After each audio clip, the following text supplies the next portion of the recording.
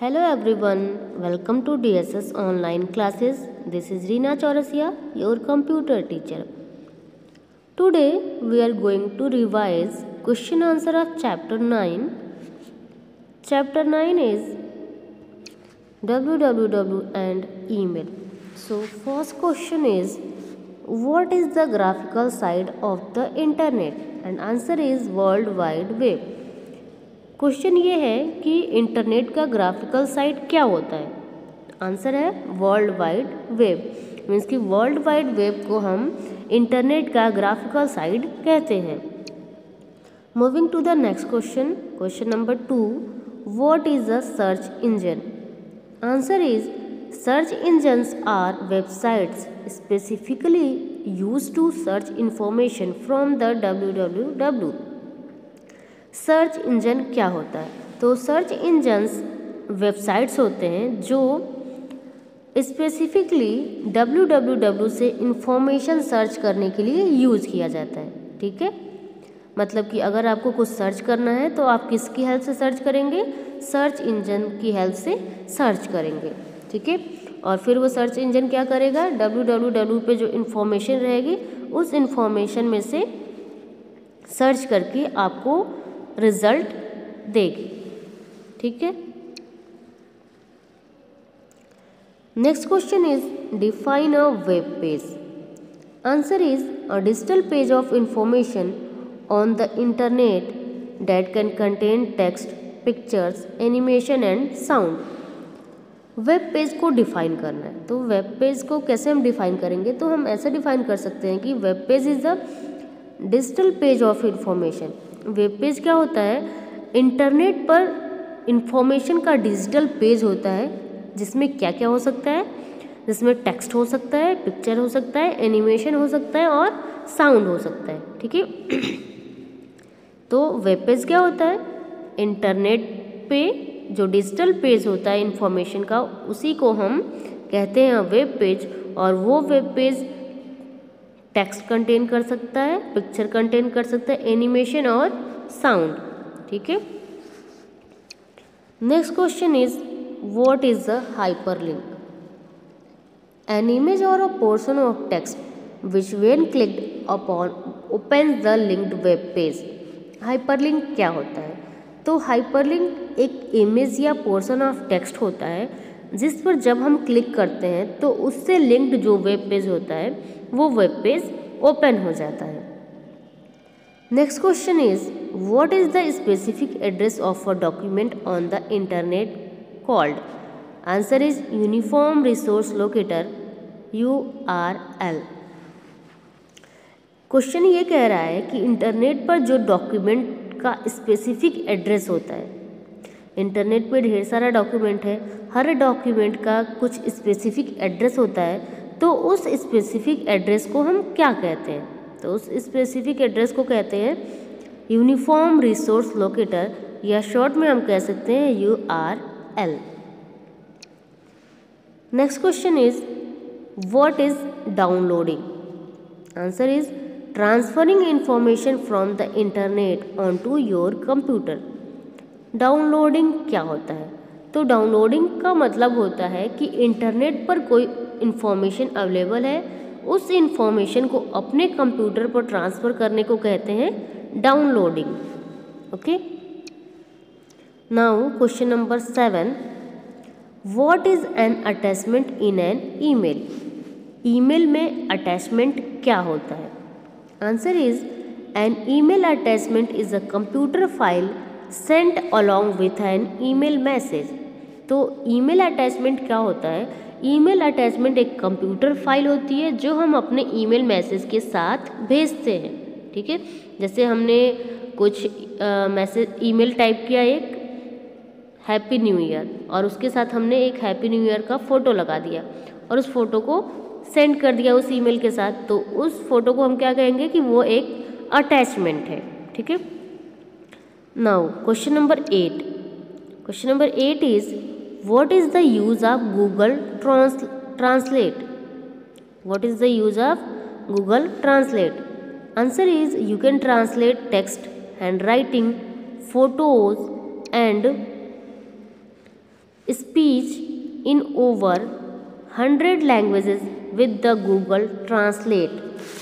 Google translate का use क्या है? तो गूगल ट्रांसलेट का यूज़ ये है कि हम गूगल ट्रांसलेट से टेक्स्ट, हैंडराइटिंग, फ़ोटो और स्पीच को 100 लैंग्वेजेस में ट्रांसलेट कर सकते हैं। ठीक है, जैसे कि हम मान लीजिए कोई वर्ड है इंग्लिश में और हमें उसकी हिंदी मीनिंग जाननी है, तो इसके लिए हम क्या कर सकते हैं? गूगल ट्रांसलेट का यूज़ कर सकते हैं। या फिर कोई वर्ड हिंदी में है, उसकी हमको इंग्लिश मीनिंग जाननी है, तो उसके लिए भी हम गूगल ट्रांसलेट का यूज़ कर सकते हैं। ऐसे ही डिफरेंट 100 लैंग्वेजेस में हम गूगल ट्रांसलेट से ट्रांसलेट कर सकते हैं किसी भी वर्ड को, किसी टेक्स्ट को, कोई भी हैंडराइटिंग में जो भी कंटेंट लिखा हुआ है, फ़ोटो को या स्पीच को। Okay, next worksheet is answer the following. First question is what is www? Answer is World Wide Web or web is often referred to as the graphical side of the internet, as all the information is available in the form of graphics, sound and animation. www क्या होता है? तो www का full form होता है world wide web, और इसको internet का ग्राफिकल साइट कहते हैं। ठीक है, क्यों इसको इंटरनेट का ग्राफिकल साइट कहते हैं? क्योंकि इस पर जितनी भी इंफॉर्मेशन होती है वो ग्राफिक्स, साउंड और एनिमेशन के फॉर्म में होती है। आ गई बात समझ में? तो क्या होता है www? www or web is often referred to as the graphical side of the internet, as all the information is available in the form of graphics, sound and animation. ठीक है, ग्राफिकल साइड ऑफ इंटरनेट क्यों कहते हैं? क्योंकि जितनी भी information होती है वो ग्राफिक्स, साउंड और एनिमेशन के फॉर्म में अवेलेबल होती है। ठीक है, आगे बात समझ में? Question number 2, what are keywords? Explain the significance of plus and minus signs used with keywords. Answer is keywords are the important words in your search term. For example, if you want to search for information on the list of schools in USA, the keywords can be schools and USA. Question है keywords क्या होते हैं और keywords के साथ जो plus और minus का साइन यूज़ होता है उसका क्या सिग्निफिकेंस है। तो कीवर्ड्स इम्पॉर्टेंट वर्ड्स होते हैं। क्या होते हैं कीवर्ड्स? कीवर्ड्स इम्पॉर्टेंट वर्ड्स होते हैं आपके सर्च टर्म में। एग्जाम्पल के तौर पे अगर आपको यूएसए में जितने भी स्कूल्स हैं उनकी लिस्ट चाहिए तो कीवर्ड्स क्या हो सकते हैं? स्कूल्स और यूएसए। ठीक है, अब हम देखते हैं कि प्लस और माइनस साइन का क्या यूज़ है। So use the plus sign in front of a keyword to include it in the search result and use the minus sign to exclude it from the search result. क्या होता है कि जब हम plus sign लगाते हैं किसी भी कीवर्ड के आगे तो क्या होता है, वो वर्ड हमारे सर्च रिजल्ट में इंक्लूड हो जाता है। ठीक है, और अगर हम क्या करते हैं किसी कीवर्ड के आगे माइनस साइन लगाते हैं तब क्या होता है, तो वो वर्ड हमारे सर्च रिजल्ट से एक्सक्लूड हो जाता है, रिमूव हो जाता है। ठीक है, next question is define email. Email stands for electronic mail. It is the way to communicate and send messages, audio, video and animation files over the internet. Email को डिफ़ाइन करना है तो कैसे ईमेल को हम डिफ़ाइन करेंगे? तो email का फुल फॉर्म होता है इलेक्ट्रॉनिक मेल, और ईमेल एक वे है जिसके थ्रू हम कम्युनिकेट कर सकते हैं, मैसेजेस सेंड कर सकते हैं, ऑडियो सेंड कर सकते हैं, वीडियो सेंड कर सकते हैं और एनिमेशन फाइल्स सेंड कर सकते हैं। ठीक है, हमारे कंप्यूटर में या हमारे मोबाइल फ़ोन में इंटरनेट होना चाहिए और हम क्या कर सकते हैं, फिर हम इंटरनेट के थ्रू कोई भी message, audio, video, animation file भेज सकते हैं। ठीक है।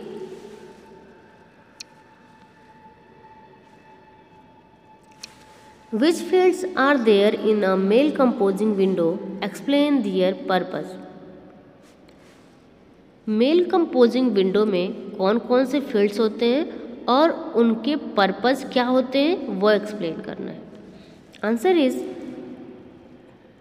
To subject, CC and BCC.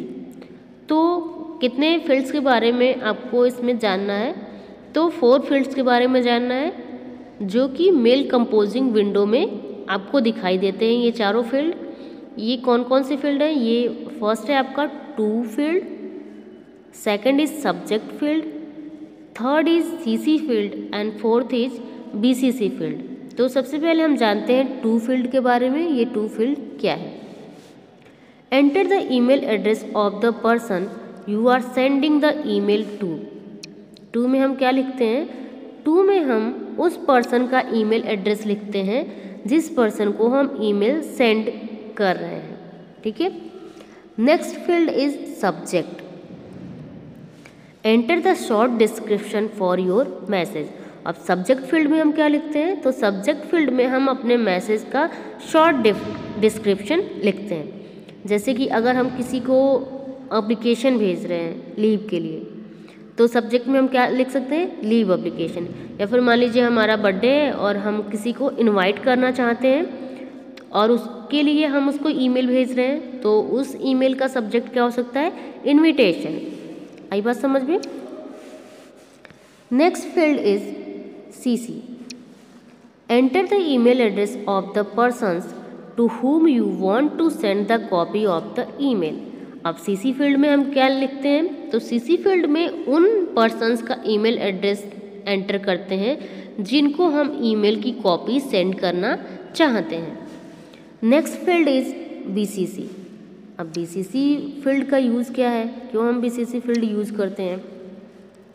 Enter the email address of the persons to whom you want to send the copy of the email but don't want the main recipient to know about it। अब BCC का क्या use है, तो BCC में हम उन persons का email address enter करते हैं जिनको हम ईमेल की कॉपी सेंड करना चाहते हैं, लेकिन हम ये चाहते हैं कि जो मेन रेसिपिएंट है वो इस बारे में ना जान पाए। ठीक है। Next question is what do you mean by replying and forwarding an email. Replying और फॉरवर्डिंग का क्या मतलब है। Answer is forwarding the email. When we send an email message received from one email address to the other email addresses, it is called forwarding the email। Forwarding the email क्या होता है, मान लीजिए कि हमको कोई ईमेल मिला है, किसी ने हमको कोई ईमेल भेजा है और उस ईमेल को हम दूसरे लोगों को भेज रहे हैं, दूसरे ईमेल एड्रेसेस पर भेज रहे हैं, तो इसको हम कहते हैं फॉरवर्डिंग द ईमेल। ईमेल को फॉरवर्ड करना। ठीक है। मीन्स कि मुझे किसी ने भेजा कोई ईमेल, ठीक है, और उस ईमेल को मैं किसी दूसरे पर्सन्स को भेज रही हूँ, उसी सेम ईमेल को, तो उसको हम कहते हैं forwarding the email. Second is replying to an email. When you have read an email and want to reply to it, you don't need to compose a new email for it, you can use the reply link. अब replying an email क्या होता है, मतलब कि अगर आपको किसी ने कोई ईमेल भेजा है, आपने उस ईमेल को पढ़ लिया, अब उस ईमेल का आप रिप्लाई करना चाहते हैं, तो आपको एक नया ईमेल कंपोज करने की ज़रूरत नहीं है। आप सिंपली रिप्लाई लिंक का यूज़ करके उस ईमेल का रिप्लाई कर सकते हैं। तो रिप्लाई करने का मतलब बेसिकली ये होता है कि किसी ने आपको कोई ईमेल भेजा, ठीक है, और आप रिप्लाई उसका कर रहे हैं, तो उसी को कहते हैं रिप्लाइंग टू एन ईमेल। ठीक है।